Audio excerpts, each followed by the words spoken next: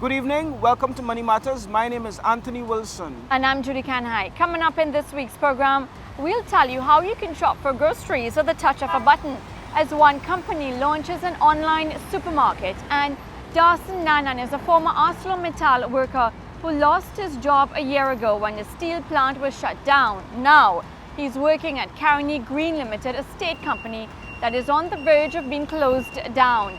At this stage, he's worried about how he will get by.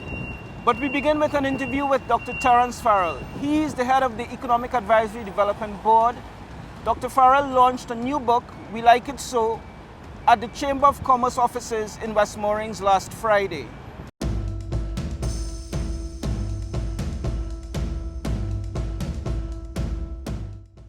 Dr. Farrell, the name of the book is We Like It So, the cultural roots of economic underachievement in Trinidad and Tobago. First of all, why did you give the book that title? We Like It So. We Like It So. With a question mark. With a question mark. Actually, it comes from, if you remember, Sparrow's Calypso, yes. Which also goes by the name of Steel Beam, and it was about the P&M NAR period. These people are, the chorus of that song is that people are saying, things are bad and we have unemployment but and we have like it so. But we like it so. Yes. So essentially that's where the title comes from. I thought it was apt because actually I used that as a sort of subheading in my previous book on the underachieving society, where I was, at the end of it, I'm asking myself the question, what is the reason for our underachievement? Mm-hmm. I compared our performance as a country with other countries, with places like Singapore and Norway and Barbados, and essentially the conclusion that I came to, which I think other people have come to as well, is that, look, Trinidad and Tobago could have done a lot better than we had done over the 50-year period. Singapore has gone much further than we have. As has places like Norway, even Barbados. Barbados is having their trouble now, yes. But Barbados is a place that actually yes. has absolutely no resources like oil and gas as we did.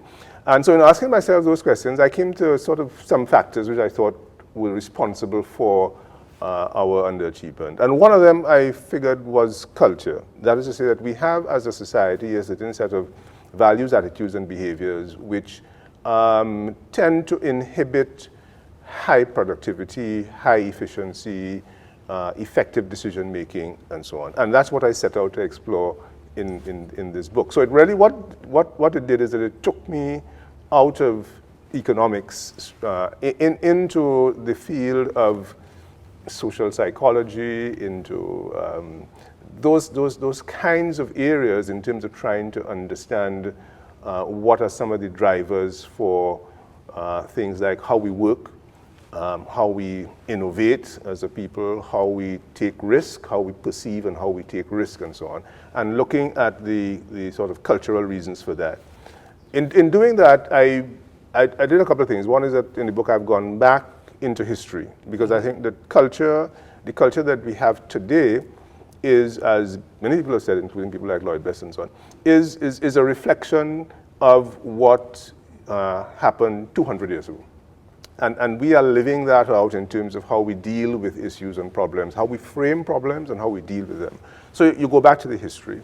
And the history is very instructive. So I'm looking at what people many years ago, and I'm using sources like people like Bridget Brereton and a number of other sources and so on, what people said about the society, mm-hmm. how the society was structured, and therefore how we responded to a society that was created out of a plantation economy. And we have brought that forward. And what I then do in the book is that actually I then sort of link that to some contemporary observations about our society from journalists, from commentators, and so on, just simply to make the link that, in fact, a lot of the things that people said about the place years ago, through people like Naipaul and Walcott and Lamming and all the way down and so on, is the people are saying the same thing even up to today. Cultures take a very long time to change. Yes. And therefore, if you have identified factors that cause Trinidad and Tobago to be an underachieving society, yes. What does that say about our potential for change? Well, that is a question which troubled me as well, because it is a fact that culture takes a long time to change. It takes a long time to evolve, and therefore you're confronted with the possibility that, hold on, how do I engineer culture change? How do I get a society to change the way in which it values things and how it behaves and so on? And actually, what I observed, and all of this is sort of observation, is that first of all, culture is not DNA, so it's not a genetic. Right. Culture actually has to do with context. Culture, people behave in a particular kind of way because of the context in which they're operating.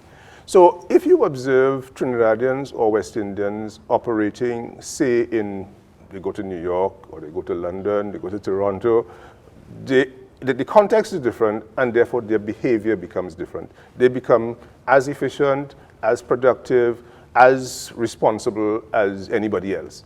So you have to then zero in on the context. It is the context that matters. And then I started to look at context here in Trinidad, because we do have workplaces in Trinidad where the context is different. So a Trinidadian working, for example, for a multinational enterprise in the energy sector and so on, right?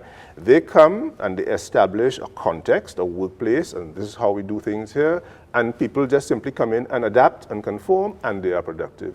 So therefore, that's why the book ends up by simply saying that what we have to do is that we have to operate counterculturally. We have to change the context of the workplace, and when we do that, people's behaviors will change, because we happen to be a people who have that kind of adaptability, right? We are, as I described in the book, we are an amphibious people. We are people who have the ability to act one way and behave one way in one context, and act and behave a very different way in another context. So the question then becomes, how do we change the context of Trinidad and Tobago? Precisely. And I've come up with a few things which I think that we need to do. But of course, you see, they're not going to be easy things to do. So one of the things, for example, I talk about is language. So one of the things that you notice about how we speak, if you go into a workplace, let us, for example, the Wassa workers working on the side of the road and so on, they're talking in Trinidad Creole, all right? But if you go into BP or PCS Nitrogen, people speak in what linguists describe as West Indian Standard English.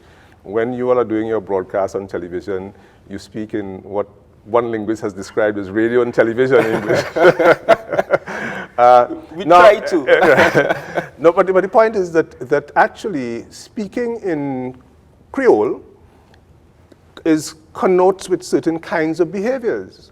People speak in Creole, the connotation is that, first of all, it's not serious, and that these people really don't have a lot of knowledge, they don't have a lot of education. So speaking Creole tends to be associated with that. And one of the observations that you have, for example, is that where in certain workplaces, when people speak, they speak in West Indian Standard English. And I'm saying that one of the things that we therefore need to do is that we need to speak in the workplace, whether it is guys who are picking up the garbage or working on the side of the road and so on, speak in West Indian Standard English. I know that is going to be controversial, but that's what you see. I'm thinking, how do you change the behaviors? The other thing that I talk about, for example, is respectful engagement, because it is important for productivity in a society that you have authority and that you have discipline. There is no workplace that you have where you don't have discipline. Workplace discipline is extremely important. And therefore timekeeping is important? Timekeeping is important. Working a full day is very important. Correct. And how you treat with authority is important, yes. Right? So in a workplace you have hierarchies, and the people at the top exercise authority and they exercise discipline on the subordinates. But because of our history, authority and discipline tends to breed negative reactions without any cause necessarily. It's simply because of our history. Our attitudes to authority tend to be confrontational. Now, what therefore our managers have to do is that our managers have to change their style of management, but without losing that discipline and authority in the workplace. Barbados has a similar history to us. Yes.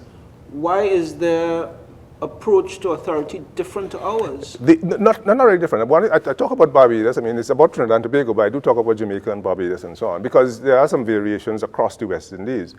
The Bajans, remember, Barbados was a longer established colony than was Trinidad. And therefore, the Bajans, in terms of dealing with colonial authority, adopted what one might describe as passive-aggressive behavior. So that what's on my mind? It was kind of malicious obedience. I think that word came out with the police officers when they had the day Yes. of what was total policing, right? Yes. Malicious obedience, and that's what happens in Barbados. It's passive-aggressive behavior. We do that too sometimes in Trinidad, but Trinidadian culture tends to be more confrontational. We are more open to actually being aggressive.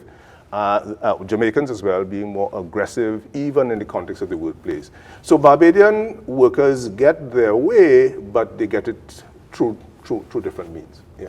And what about Jamaica? Yeah. One might argue that that is also an economy that has underachieved Correct. over the last 40 years. I would agree, yes. What do you think accounts for the difference between a Jamaica, for example, and a Barbados? Well, I think it's probably the same kind. The syndrome, the colonial syndrome is the same. The idea of ambivalence in these places is the same. When we come back, Judy speaks with the CEO of a new online supermarket. Money Matters will be right back.